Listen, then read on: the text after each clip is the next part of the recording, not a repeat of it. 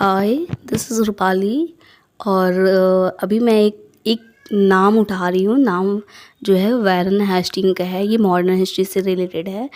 और जो टॉपिक आएगा ना अपना, first governor general of Bengal आएगा।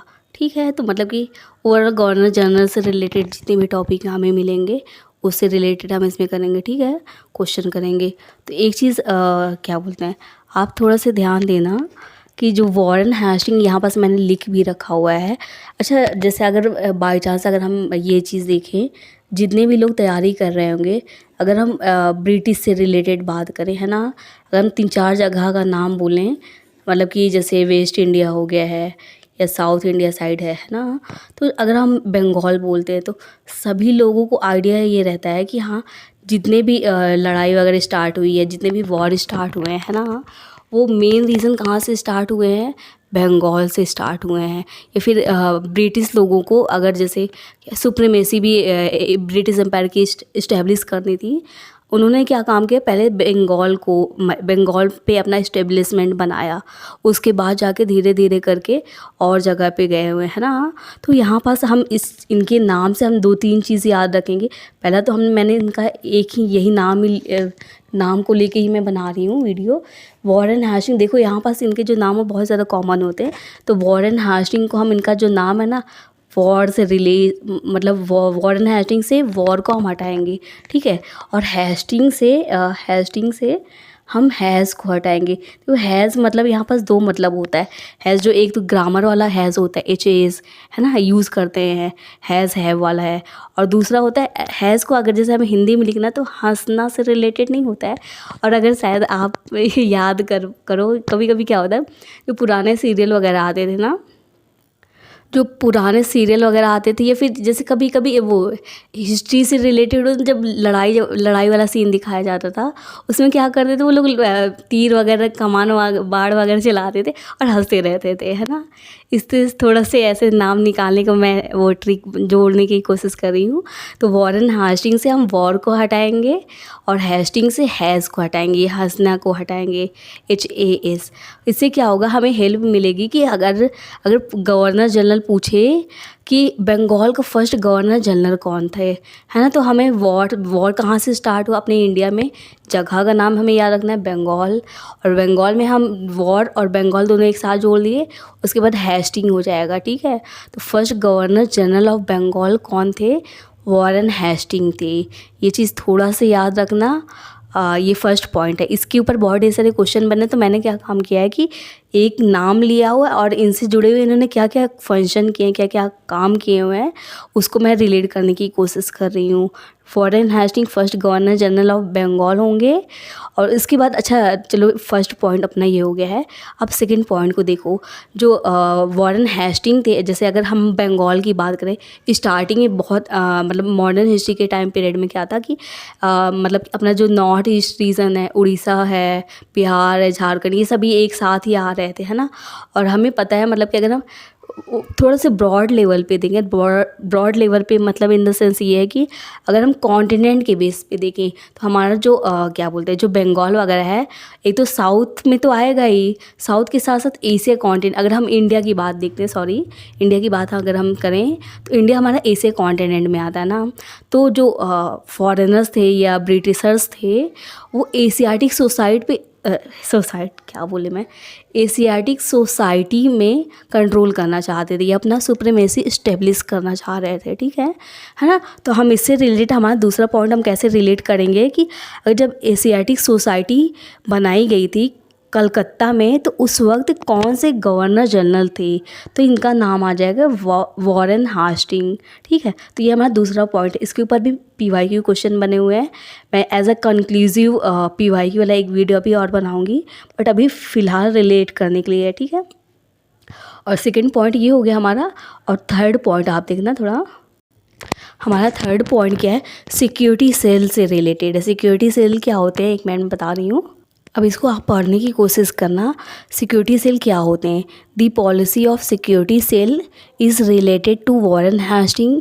जो सिक्योरिटी सेल वाली जो पॉलिसी थी वो वारेन हेस्टिंग एंड वेलेस्ली से रिलेटेड थी।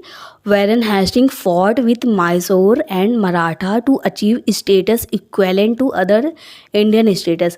मतलब ये वॉर क्यों कर रहे थे कि जो हमारे यहाँ पास जो अलग स्टेट्स थे जहाँ पास लोग रूल कर रहे थे, इंडियन रूलर्स रूल कर रहे थे, उनके बराबर अपना स्टेटस को इक्वलेंट लेके जाना चाह रहे थे, है ना, और लोग उन्हें रिकॉग्नाइज करें। इस वजह से ड्यूरिंग दिस टाइम कंपनी ने ट्राई किया कि जो बफर स्टेट होते थे ना, बफर स्टेट का दूसरा नाम क्या था, रिंग फेंस बोलते थे। जैसे जो बफर वर्ड होता है ना, बफर वर्ड हम कहाँ यूज़ करते हैं, जब दो बड़े अगर हम कंट्री के बेसिस पे देखें तो बड़े कंट्री के बीच में एक छोटा कंट्री लैंड लॉक्ड कंट्री आ जाए तो हम उसको बफर बोलते हैं, है ना। जैसे अगर हम इसका एग्जांपल ले तो रसिया और चाइना के बीच में क्या बोल मंगोलिया आ गया है ना। अगर हम स्टेट की बात करें तो हरियाणा ऐसा स्टेट है जो बफर स्टेट है, मतलब चारों साइड ज़मीन से या दूसरे स्टेट से घिरा हुआ है, ठीक है। तो बफर वर्ड हम यहाँ यूज़ करते हैं। तो जो बफर स्टेट होता है उसको हम रिंग फेंस भी बोलते हैं। जब फेंसिंग वर्ड मतलब तो हमें पता है ना कि फेंसिंग किसी चीज़ को प्रोटेक्ट करके रखना, राइट, है ना। तो रिंग फेंस होता है और रिंग फेंस से रिलेटेड अगला क्वेश्चन भी दिया हुआ है। उसके साथ इसमें क्या होता था, ये जो सिक्योरिटी सेल है, ये सिक्योरिटी सेल में with aim to protect its state from Afghans and Marathas. जैसे जो ब्रिटिशर्स थे ना, उनके लिए थ्रेट्स क्या होते थे, एक तो मराठा होते थे अपने इंडिया में देखें तो, और जो फॉरेन में होते थे अफ़गान्स होते थे। तो अफ़गान से और मराठा से खुद को प्रोटेक्ट करने के लिए इन्होंने एक पॉलिसी लेके आए थे, सिक्योरिटी सेल। और ये पॉलिसी कौन लेके आया था, वॉरेन हेस्टिंग लेके आए थे। और सिक्योरिटी सेल का दूसरा नाम क्या है, रिंग फेंस पॉलिसी। तो ये चीज़ याद रखना। मैं इससे रिलेटेड बीच में क्वेश्चन भी दिखा रही हूँ, थोड़ा सा आपको ये वो हो जाएगा। कहाँ गया, ये देखो, इसमें the policy of security cell is related with, कौन लेके आए थे। तो अभी हम देख रहे थे वॉरेन हेस्टिंग, हमने नाम उठाया तो वॉरेन हेस्टिंग आंसर हो जाएंगे, ठीक है। और दूसरा क्वेश्चन देख रहे हैं इसमें, देखो यहाँ पास क्वेश्चन दिया हुआ है, ring fence policy is associated with. Ring fence policy किससे रिलेटेड है, वॉरेन हेस्टिंग से रिलेटेड। तो हमारा थर्ड पॉइंट यहाँ से हो जाएगा। एक एशियाटिक सोसाइटी वाला, एशियाटिक सोसाइटी जब बनाया गया था कलकत्ता में, कलकत्ता बंगाल में है, तो वहाँ के गवर्नर जनरल कौन थे, वॉरेन हेस्टिंग थे। दूसरा हमने रिंग फेंसिंग से रिलेटेड देखा और ये होता क्या है ये भी हमने समझा, ठीक है। और उसका दूसरा नाम क्या, सिक्योरिटी सेल है। ये चीज़ हम याद करेंगे, रिलेट करने की कोशिश करेंगे। और जैसे अच्छा, अगर हमें कहीं इस्टेब्लिशमेंट चाहिए होता है या फिर स्टेबिलिटी हमें चाहिए होता है ना, तो हम क्या कोशिश करते हैं कि पहले अपने आप को खुद को हम सिक्योर कर ले, राइट, है ना। तो वैसे रिलेट हम कर सकते हैं कि सिक्योरिटी सेल था या रिंग फेंस पॉलिसी थी, वो किससे रिलेटेड है, वॉरेन हेस्टिंग से रिलेटेड था। और वॉरेन हेस्टिंग, अभी हम बंगाल की बात करें, ठीक है। अच्छा एक चीज़, चलो ठीक है, यहाँ तक हो गया। अब मैं एक पॉइंट और ऐड करना चाहती हूँ, उससे पहले एक अपना स्टेटमेंट आएगा। जैसे आपने अमेरिका का नाम सुना है ना। अमेरिका में सबसे जो फेमस पर्सनालिटी है ट्रम्प की पॉलिसी, मतलब ट्रम्प से रिलेटेड स्टेटमेंट आते होंगे, है ना। तो आपने सुना होगा ट्रम्प डेमोक्रेसी को बहुत ज़्यादा सपोर्ट करते हैं, है ना। लेकिन वो उतने लोगों को डेमोक्रेसी में सपोर्ट करते हैं जितने उनके अपने हैं, मतलब उनके अपने सिटीज़न हैं। वहाँ पास डेमोक्रेसी अलग चलती है, जो अदर कंट्रीज़ हैं ना वहाँ पास डेमोक्रेसी अलग उनके अकॉर्डिंग है ना। तो कहने का मतलब है दोगलापंथी करते हैं यहाँ पास। तो वैसे सेम दोगलापंथी किन्होंने किया, वॉरेन हेस्टिंग ने किया। कैसे, जैसे कि जो डुअल गवर्नमेंट थी, जैसे डुअल मतलब होता है दो, यहाँ पास मैं रिलेट करने की कोशिश कर रही हूँ।